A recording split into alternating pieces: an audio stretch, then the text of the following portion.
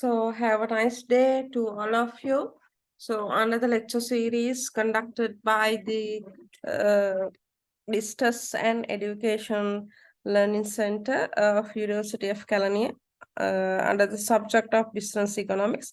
We are going to talk today about the production theory, right? That as I explain always, all these topics which we're discussing about the macroeconomics as well as on the microeconomics, that all are interrelated. So that I think that already we covered the introduction part, then the demand theory of demand and the theory of supply, then the consumer behavior. The consumer behavior that we already learned about how the rational consumer maximize satisfaction with the limited money income. So likewise that under the production theory, we are going to examine the behaviors of the producer. Right? The behaviors of the producers, then how they become equilibrium, then not only the production, not only that to how to minimize the cost while maximizing profit or the production, but also here these topics will lead to have good understanding about the cost theory as well as the market structures, right? Market structures. So therefore that all these concepts which are discussing about on the production theory, there may be interrelated, right? Interrelated with the other topics as well. But here today that I'm going to talk with you about the production theory. Under the production theory, first I would like to explain you about as usual, the definition, right? The definition of the production and the things actually are from this lecture, what I'm going to discuss with you today to introduce the theory of production and the basically the production function, the relationship between the input and the output. So then how that we can derive the production function which relate to the long run and the short run.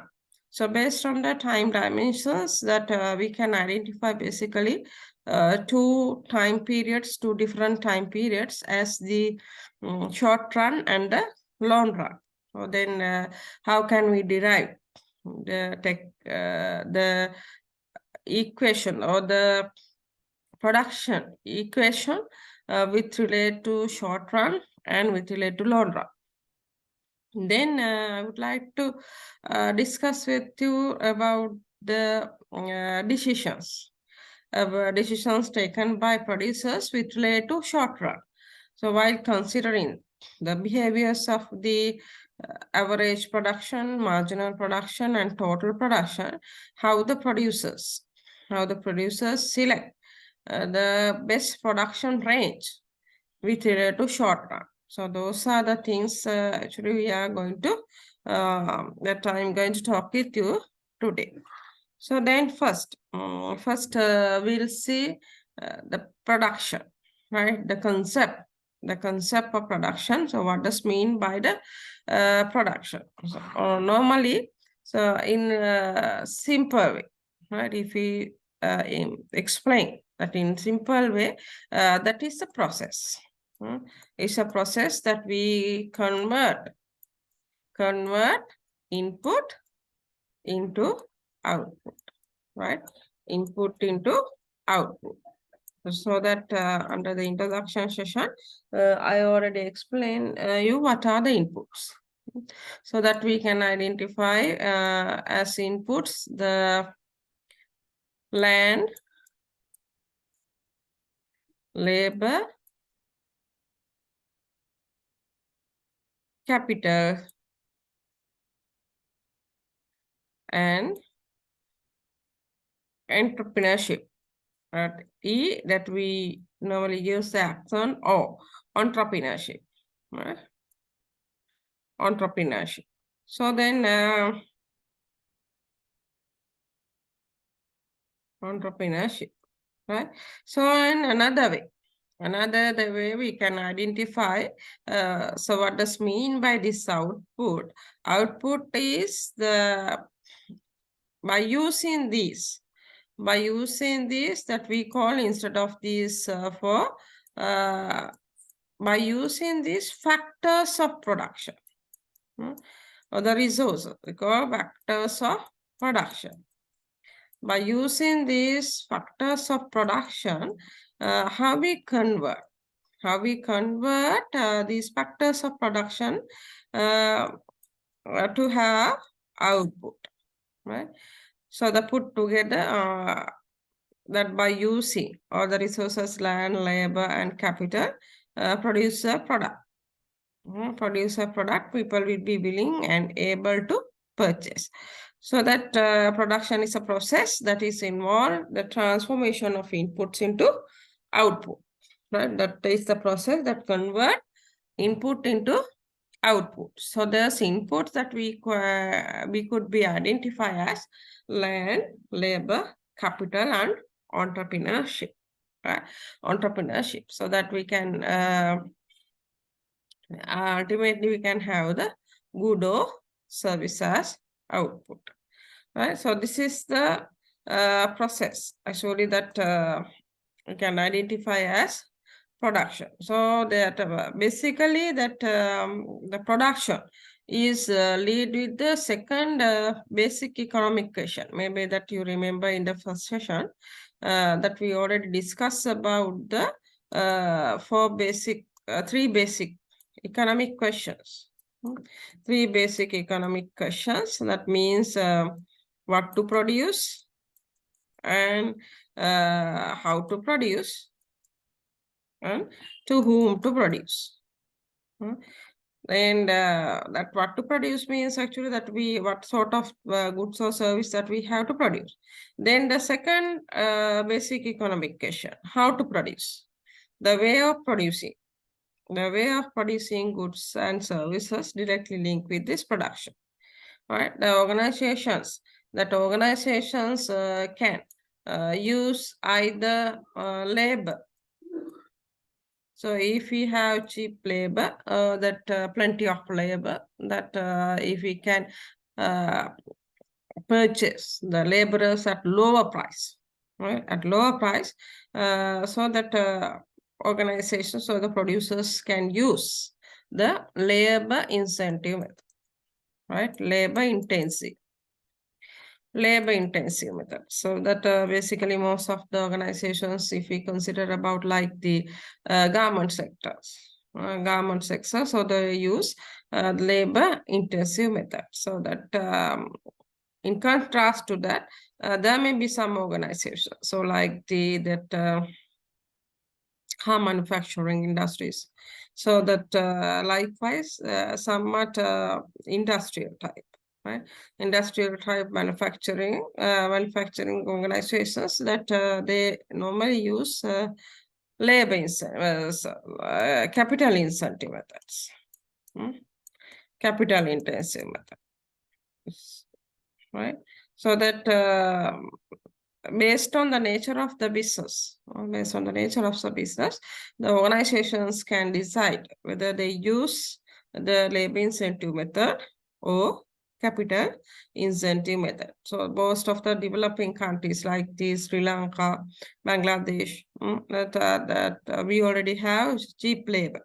So that's why the most of investors come and invest here to abstract cheap labor. So that like these developing countries that we are using, most probably that labor incentive methods. Right? Even in Sri Lanka also that we can have that if they wish to use the capital than the labor, that they can use the capital incentive method. Right? So then so then within the production process, the managers takes 4 types of decision. Whether to produce, how much output to produce, what input combinations what type of technology used. So that means whether the way of product, the technology. So that means that here actually maybe that what type of technology to use means the labor incentive method or capital intensive method. Then the what input combination, right? What input combination, so that if we use one axis labor and the other axis as capital, so that we can identify different combinations, right? K, right? Different combinations, so that maybe sometimes if we consider about like this position, right? Like this position, so they are using more number of capital and lesser amount of labor. So if you consider about like this point, like this point, so that here that they are using more labor with the less capital. So likewise, what input combination? The combination that how they mix the capital and labor, so that when they are producing, as producers, that they have to consider about whether to produce or not and how much to produce, as well as which combinations, what input combinations that they have to use and what technology they have to use. So that if we explain the production process by using this the visual, this visual presentation that you can see here. Production is function, actually that is a functional relationship. Technical relationship or the functional relationship between how the physical inputs convert to physical outputs by combining the land, machineries. We consider the basically the machineries as the capital, right? Machineries, labor, and finally the output may be the product. The product. So that when we consider about the here that we consider about this computer, so that how we by using different peripherals, so that by assembling these things that we can have the output, right? So then if we consider about the basic concepts of the production theory, that's the when we are producing. When we are producing, basically that we consider about the technical efficiency as well as the economic efficiency. So as rational consumers, economic efficiency means always considering about the cost, lower cost. So that is when we are discussing about under the first introduction session also, I already introduced you about the rationality as a rational consumer. As a rational consumer, the rational consumers always wish to maximize their satisfaction with the limited money income. Right? With the limited money income. Likewise, then the rational producers. The rational producers, they always try to minimize their cost. Right? That is actually the economic efficiency. That when they are producing, the producers always try to minimize their cost, and technical efficiency mean that they want to maximize the output. Maximize the output to have a good profit, to have a large profit. So that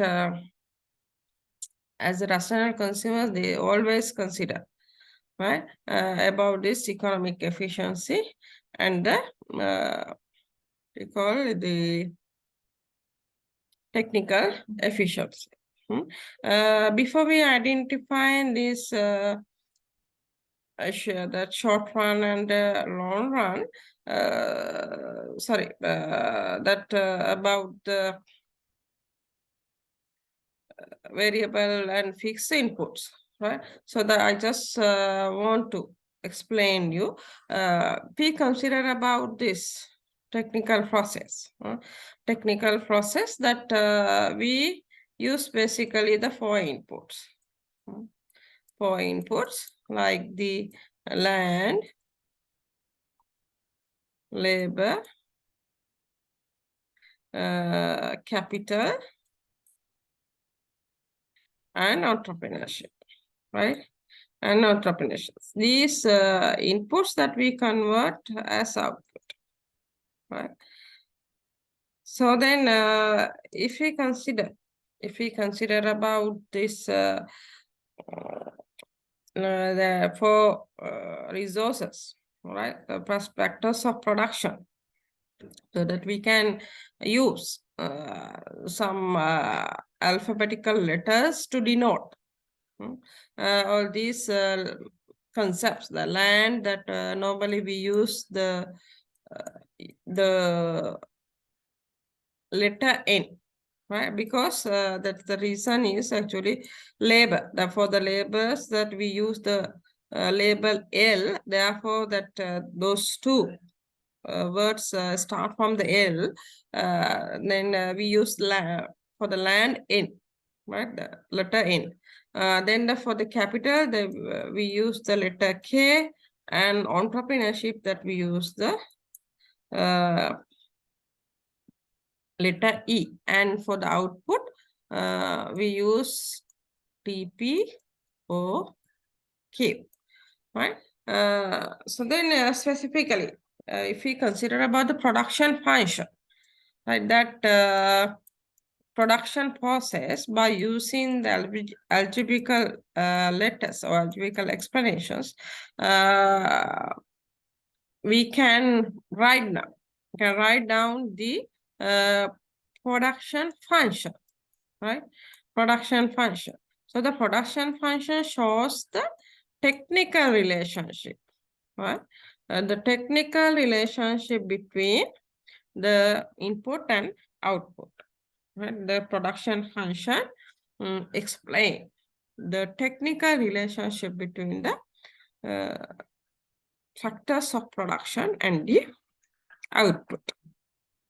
So that maybe that you already familiar with the different functions that we already discussed on the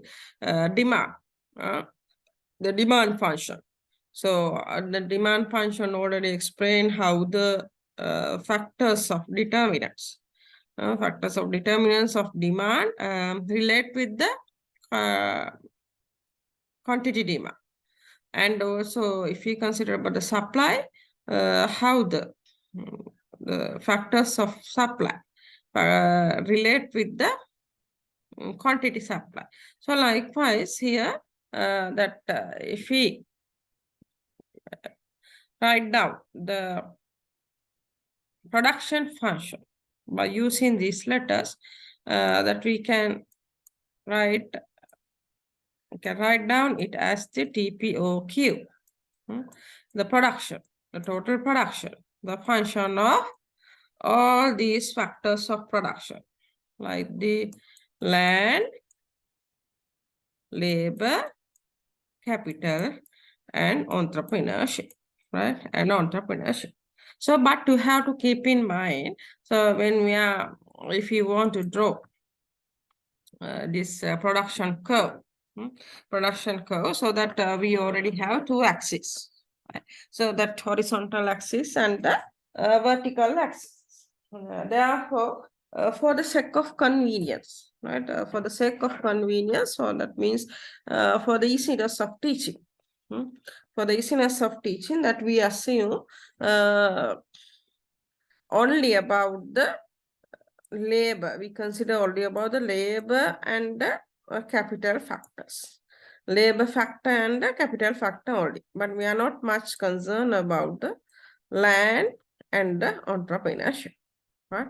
Land and entrepreneurship. Therefore, that when we are writing the production function, that we can use it as function of L and K only, right? Labor and capital only, right? So that we know And we know that while having all the factors of production, if we have only the factors of production, only these, by using only these four factors of production, we cannot produce, we cannot have output. Because why? Because we need some sort of time. We need some sort of time to produce something. Other than to these factors of production, to do a product, to do a production, we need compulsorily the time period. Time period, so that on the time dimension, basically we can identify three different time periods, two different time periods, as short run, as short run and long run, right? Short run and long run. So then how can we differentiate? How can we differentiate short run from long run? Is that based on the calendar year? So that means within the 1 year we consider as the long run, or 2 weeks, or the 3 weeks time period. So like that, how we differentiate short run from long run. So that you have to keep in mind how we differentiate short run from long run. That is based on how can we change. How can we change the factors of production? How can we change the factors of production? Say, for example, by using simple example, I will explain you that how can we differentiate short run from long run. So that organization already received for the government organization, they already received the target of consignment that you have to complete 10,000 garments within 1 day. So normally, if we consider that you already have the only 5 machines with 50 laborers, so that normally that you are producing per 1 day only 10,000. 10,000. So that the new order, new order already placed by the buyer, that you have to produce 1 lakh or 1,000 within 1 night. So that to achieve that target, so definitely you need extra laborers, extra space, as well as extra machineries. So that if you can expand your production by purchasing those things, by hiring laborers, by purchasing machineries and other workplaces, that you need 2 months time period only. 2 months time period only. So then we consider that 2 months time period as the after 2 months, right? After 2 months period, we consider as long run, because you already change all the variables, right? So after 2 months, you already change the land, the capital, and the laborers all, right? So but if you don't have enough money, so that maybe just only you producing 10,000 because that you don't have much money to spend, that will take another 2 months. Up to that 2 months period, we consider as the short run, right? We consider as the short run. So basically within the short run, that the producers have at least one fixed variable. At least one fixed variable.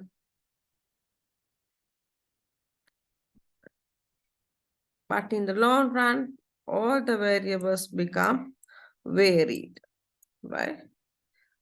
Therefore, we can identify only the variable inputs here. Only the variable inputs here. Here, fixed input plus variable input, right? Variable input. So if we consider about the previous example, so what is the fixed factor here? What is the variable factor here? So the fixed factor is the fixed factor is the machine, right? So we cannot quickly change the machines. And the variable input mean the laborers, right? Variable input is the laborers. Right? So likewise, here, so if we consider about the different variables that we can identify, variable inputs, fixed inputs and quasi-fixed inputs. So the variable inputs means basically that input may be changed with the production, right? Changed with the production, but the fixed inputs that will not change with the production, right? That will not change with the production. We can identify it as the variable inputs, right? So not too much worry about this quasi fixed input. Here the production function, as I explained, the production function shows the technical relationship or the functional relationship between input and output, and it explains how that we can combine inputs to have the maximum output under the given technology, right? Then how can we differentiate? Can we differentiate short run from the long run? Short run means at least one input. One input is fixed, and they are changed only the variable inputs, right? Only changing variable inputs. But if we consider about the long run, all the inputs are variable, right? All the inputs are variable in the long run. And the production function. So therefore, if we write down the production function, which relate to the short run, right? If the farmer Sunil grows rice, if he has 4 acres of land and he hired many workers as he wants, as he wish. Here, what is the fix? What is the fixed factor? What is the variable factor? So that we can identify here. The fixed factor means land, 4 acres of land, and the workers we consider as the variable input. So therefore, that if we write down the production function, when we are writing the production function, that we consider capital held constant. So that's why we replace it by using this bar sign.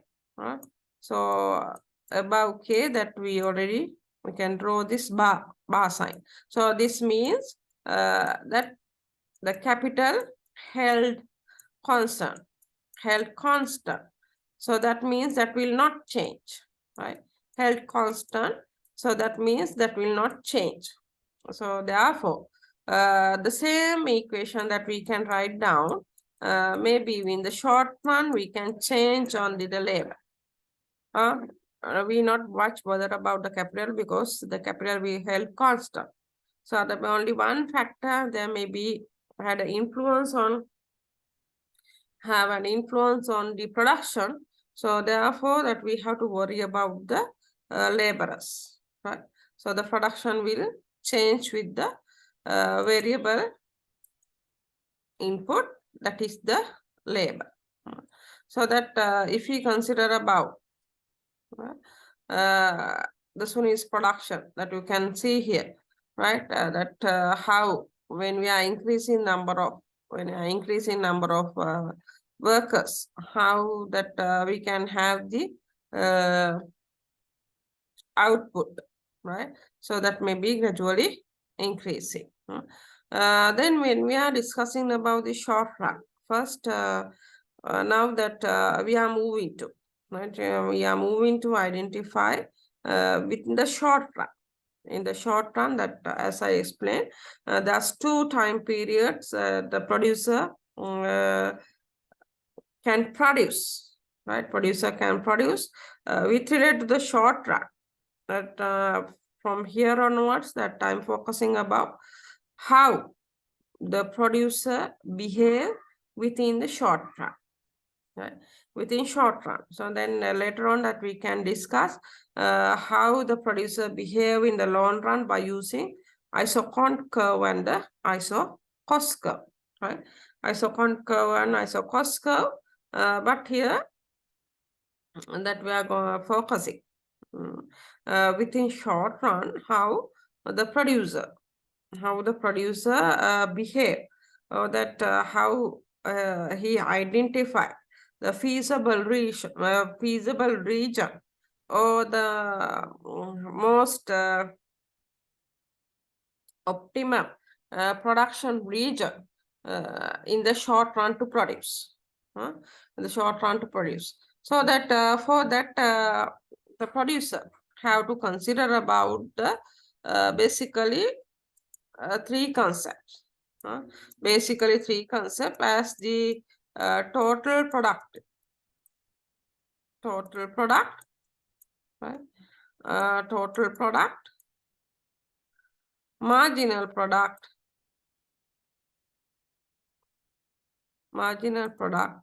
and the average product, right? And the average product. So I have to consider about these 3 concepts, and also that you have to keep in mind with related to the behavior of the short run of the producer, right? That behavior basically based on the this theory, so that we can identify in the short run. In the short run, the producer behave according to diminishing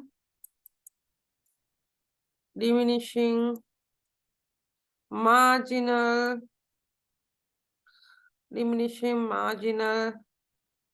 productivity theory. Hinavana amtika paladaita nyaya. Diminishing marginal productivity theory, right?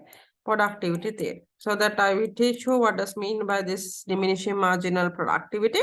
So that before that, before identify this theory with regard to the short run of production, we'll first try to understand about basically these 3 concepts: the total production, then the marginal production, and the average production. So first, if we consider about the total production means by using all the inputs what the producer have, right? By using all the inputs, how much the producer can produce, the total production. So that is we identify as the TP, or total production. Then if we consider about secondly the average production. So average means always, if we consider about the concept that average always link with the how much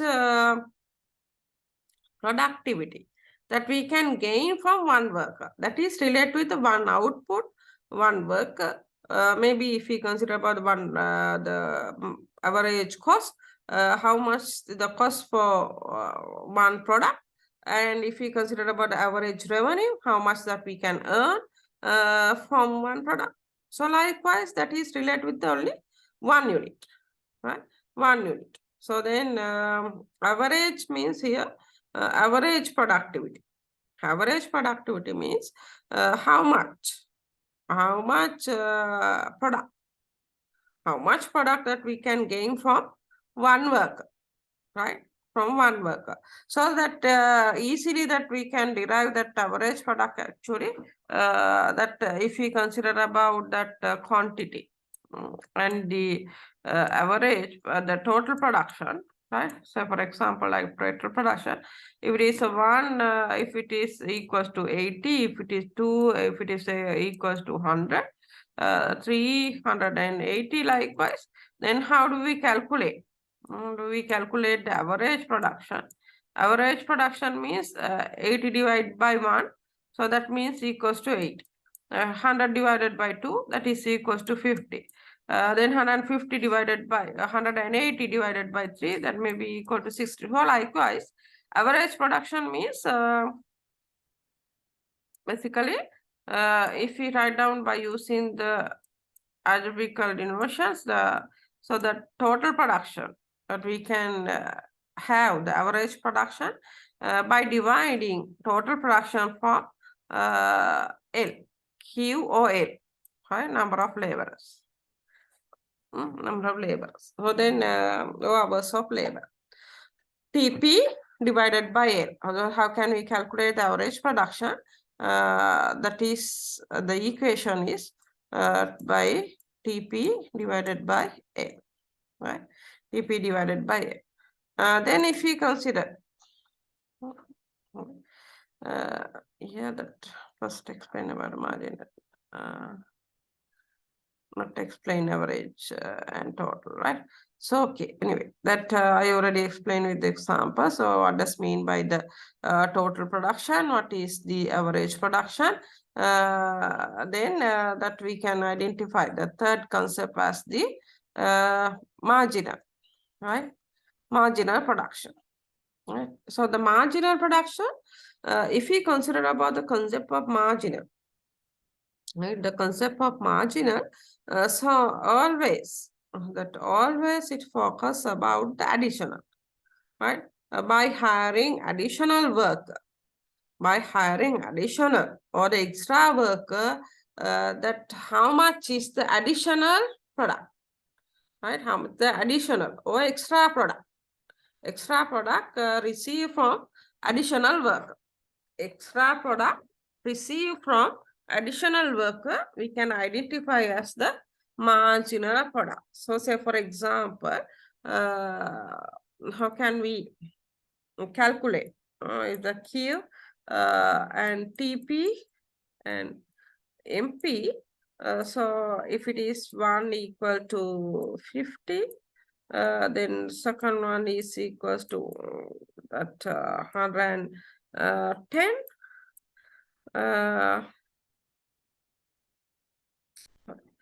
So that second one is equal to 90, sorry, 90. Then third one may be equal to 120. So if we employ, if we hire or if we employ one additional worker or extra worker, how much can derive? How much can we derive additional? Here from one worker, you can see the second worker will contribute by 40 units, right? By 40 units. So here that if you want to calculate again the marginal product by how much the additional worker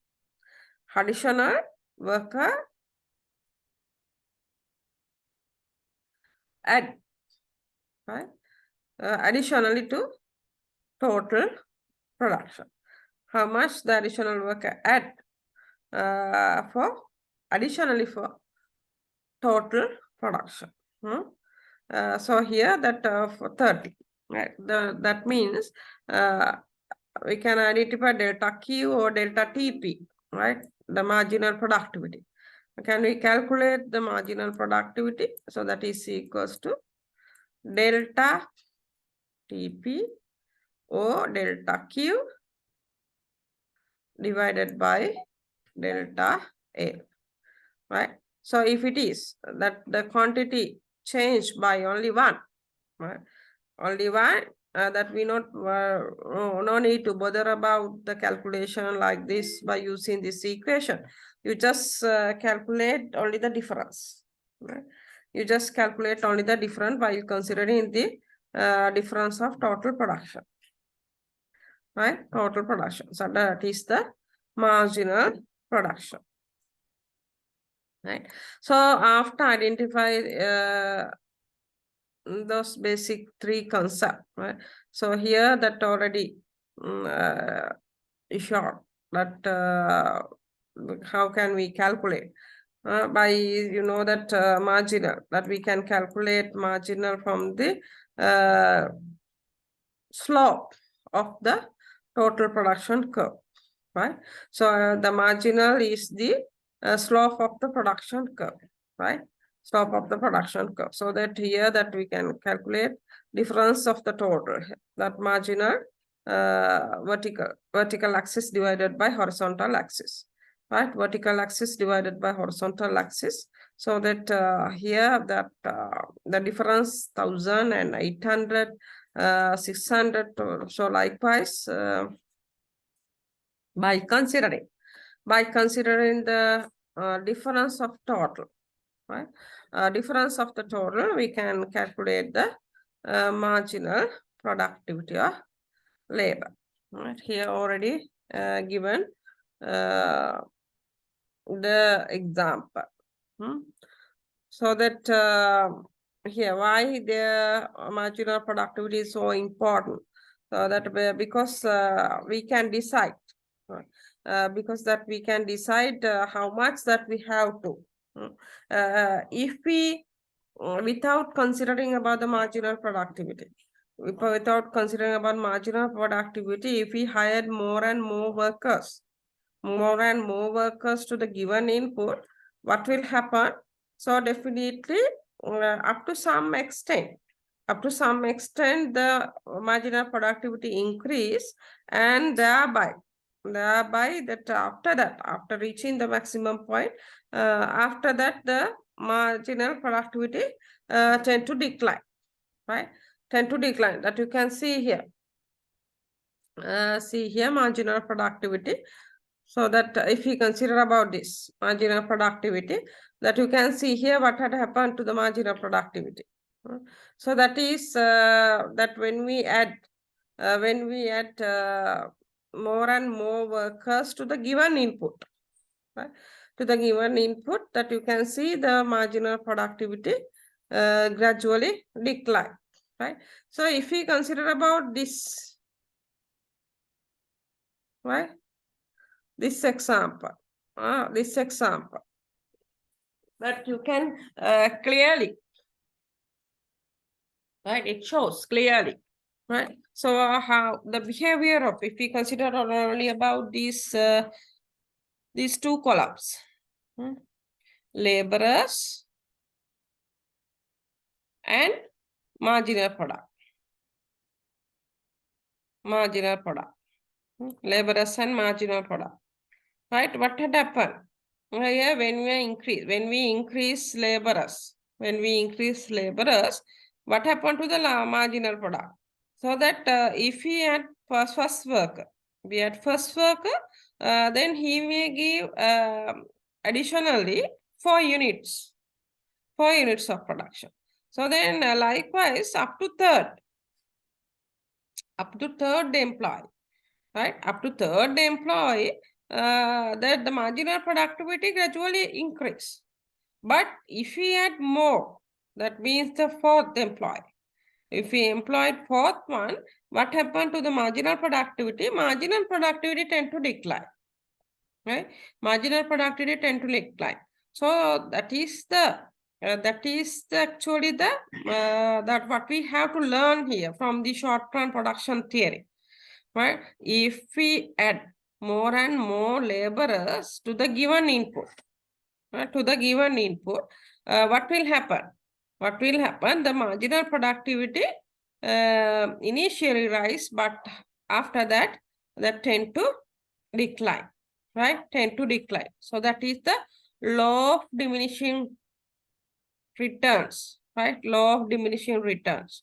Here, what does mean by the law of diminishing returns? When there is at least one fixed factor, law of diminishing returns states that the short run, when there's variable factors of production, add to the given fixed input up to some extent, or maybe initially marginal productivity will rise, but if you add more and more laborers further, what happen? The marginal productivity will tend to decline. So that is obvious in practically, right? In practically, that no need to take much serious about these theories. You can see that if we consider about the practical scenario. So that is happening, right? So that if you have only one, say for example, that if you have only one machine, right? If we have only one machine, so that you know that from one machine, just we add only one worker, that maybe he produce only 4 units, right? 4 units. Then if we add second one, then he will additionally add 5 units, and altogether we can have 9 units, right? Second one, because there's much capacity for one machine. Then the third one also may be increased by 6 units, then total production may be increased up to 50. But you know that if we add to the given input, given fixed input, that means to the machine, if we add more laborers than to the only one machine, so what will happen actually? Then the marginal productivity will tend to decline, right? The additional workers will not add more productivity, because there's only one machine have some sort of capacity. They cannot, the machine cannot absorb all the workers, right? So that is not because of the workers in productivity, right? The workers unproductivity or the unproductivity. So that means they are not inefficient, right? Inefficient, but the issue is the workers are not inefficient. The issue is they don't have enough. Right? They don't have enough the machines. That is the reason, right? So therefore, to given fixed input, that means for the machine or maybe the land. So if we add more and more workers, right, up to some extent, that machine or land can absorb those extra people. So after that, the productivity will tend to decline, right? Productivity will tend to decline. So that's the thing that some of the state organizations already happen. If we consider the Sri Lankan scenario, so that the CEB, railway, then the petroleum, right? So due to the excess capacity, the productivity already declined, right? So then the theory already explained that in the short run, the producers based on this law of diminishing returns, and the what does mean by the law of diminishing returns? That if we add more and more laborers, more and more variable input to the given or the fixed factor, the marginal productivity tend to decline. Right? Then we'll move to identify how within the short run, right? Within short run, that here that you can calculate, that you can calculate by using this example. by using this example that you can calculate the average product AP is equals to Q divided by L. So 52 divided by 1, likewise 112 divided by 2, 170 divided by 3, 220 divided by 4. So likewise that you can fill up this average production. And here that you have to keep in mind here the capital held constant, right? Capital held constant. Then if you want to calculate the marginal product, right? Marginal product. So that means delta TP divided by delta L or delta Q divided by delta L. So the just here, or we consider, if we consider about the number of workers changed by only one. So therefore we consider the change of the total as the marginal product, right? So that here 52, then if we consider about 52 to 120 is equals to 60, 112 to 170 is equals to 58. So likewise that you can calculate, right? You can calculate. So if we closely observe the behavior of these numbers, right? If we draw while considering these two columns that you can see what had happened to the total production. In compared to the increase of number of workers aligning with that, total production also increased up to here that you can see, right? That also gradually increased. But if we add another worker, that already tend to decline, right? Then the gradually, sorry, you have to label, you have to label two axes as the laborers and TPOQ, right? So if we draw first the total production curve or TP curve, so that is gradually increase and come to the maximum point when we compare the 9 workers.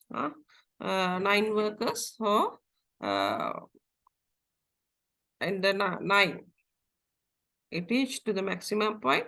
So if we add more than workers like 10 and 12 like that, what happened to the total productivity? That is tend to decline, right? That's tend to decline. Then along with that, if we draw the average production curve, so that also have the same behavior, that also has the same behavior, so that with the increase of the number of workers, so average production also increased, right? So that will reach to the maximum point and again decrease.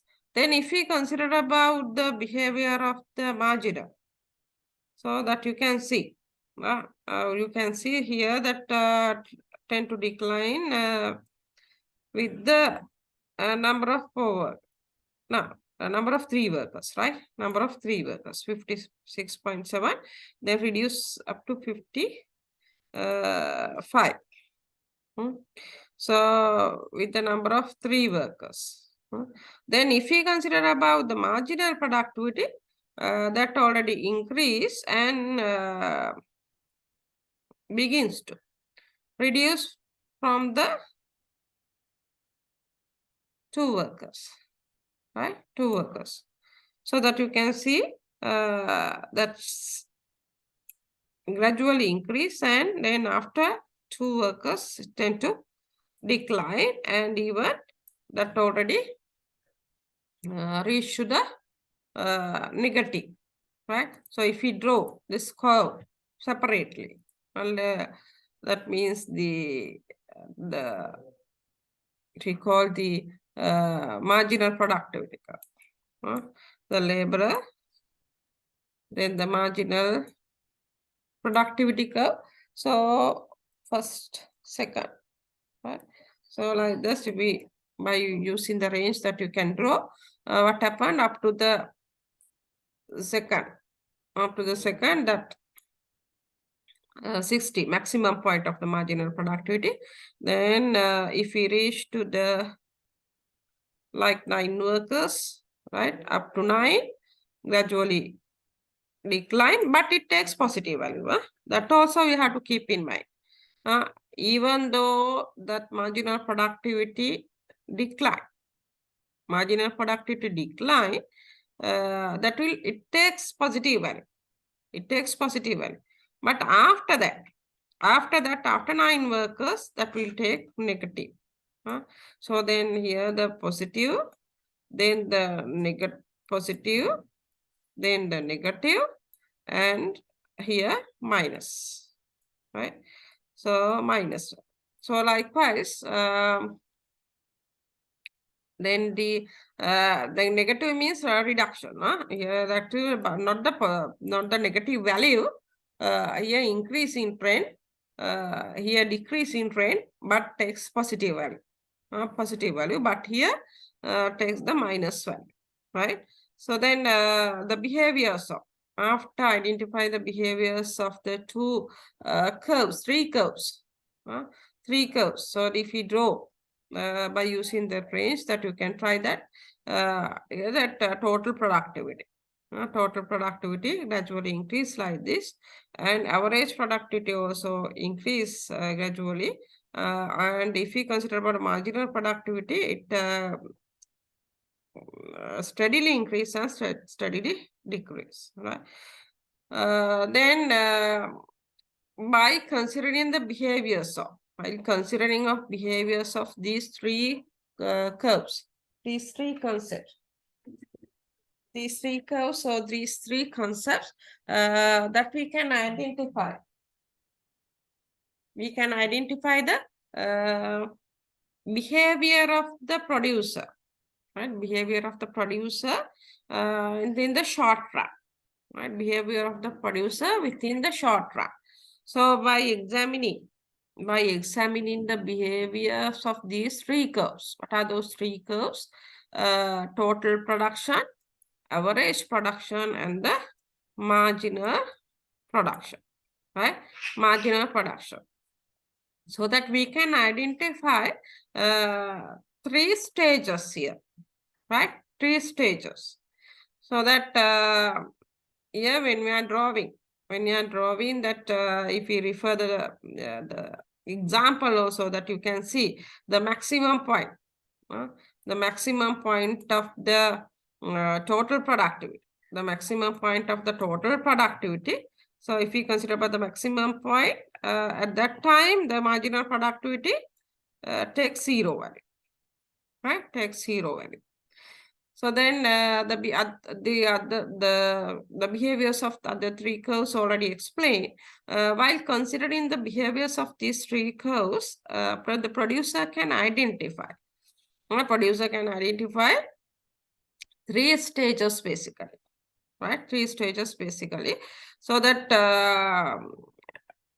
first stage, if we consider about the maximum point of the maximum point of the average production, right?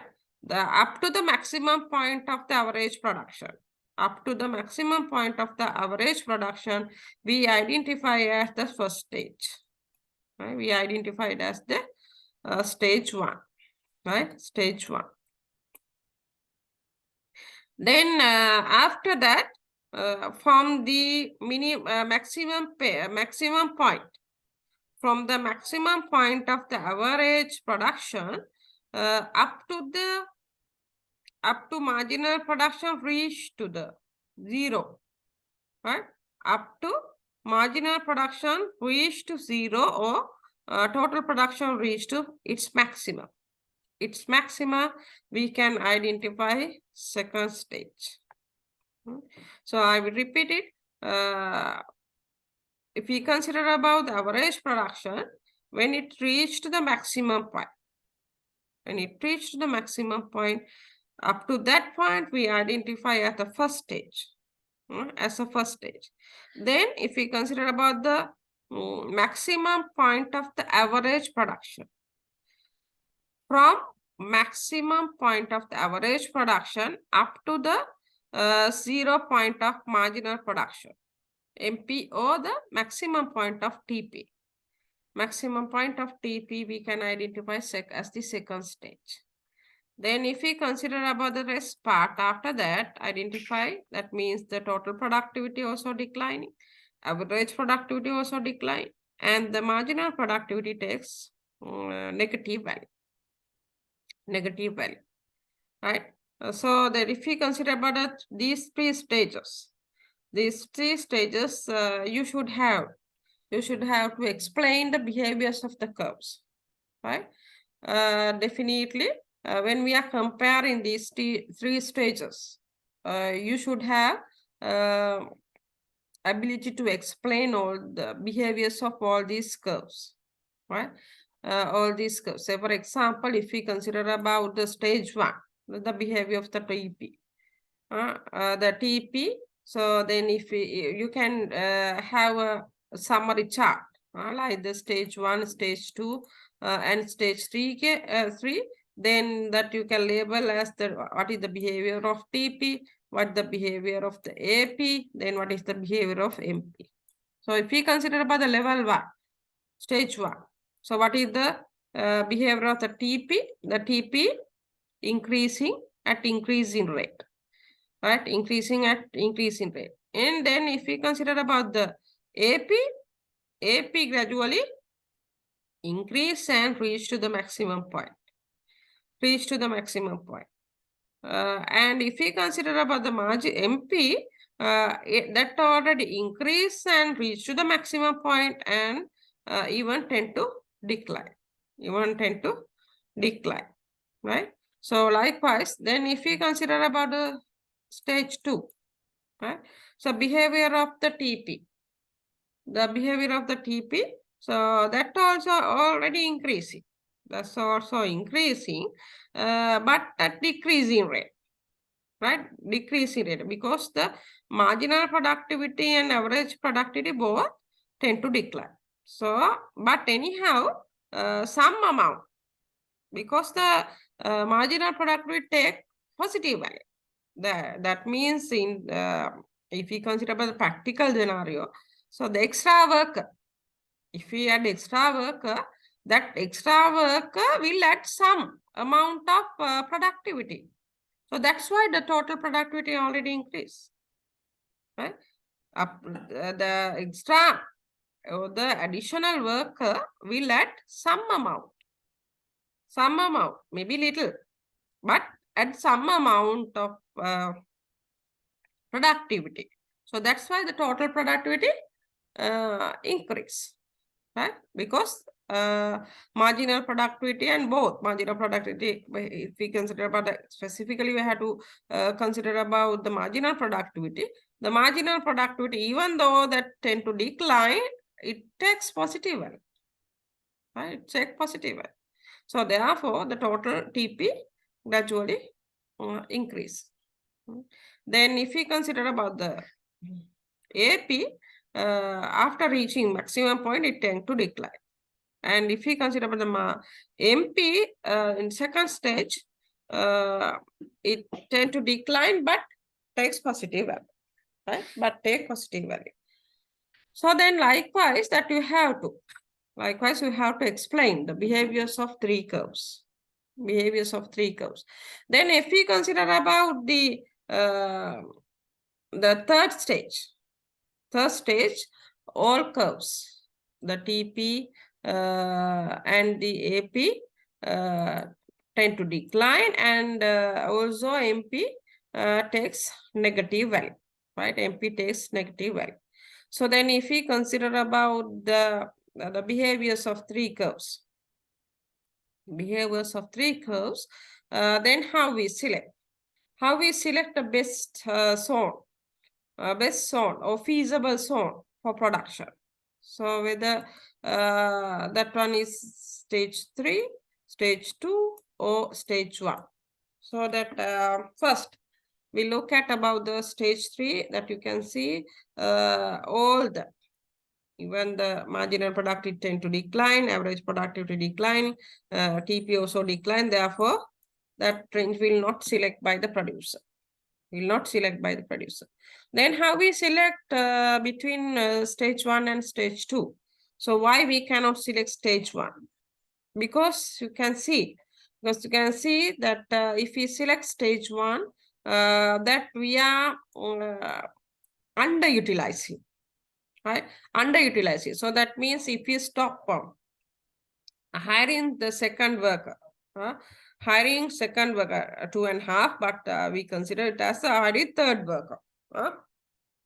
If we stop from hiring third worker, there that we can have only 60 units. 60 units. Because the still the marginal productivity takes positive value. The extra workers will add some amount to the total production. Therefore, we can hire until 8 worker, right? Until 8 worker, that you can see that we can double the production, right? Double the production. If we stop from the hiring third worker, that means that we are underutilizing the fixed asset, right? So to fully utilize, we have to select the second stage as the best zone, right? Or the feasible zone to produce in the short run, right? In the short run. So I think that you already got maybe you already understood all the things which I explained today, which relate to the short run production, right? Which relate to short run production theory. So that I already explained about the short run, about the production theory, then the production function, then the related concept, marginal productivity, average productivity, and total productivity likewise. And I already explained how within the short run, the producer select the feasible range to produce. So then until we meet again from like this session, I wish very best for all of you. So thank you very much for the attentive listening.